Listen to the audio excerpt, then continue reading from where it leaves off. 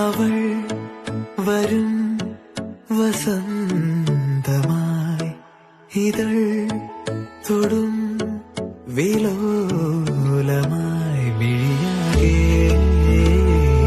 കനവേകാൻ മനമാകെ കതിരാടാൻ കാണും നേരം മൗനം പോലും ഗാനമായി മാറുവാൻ ചാരേ തൂവൽ വീശും വെൺപ്രാവിൻ മന്ത്രണം കേൾക്കുവാൻ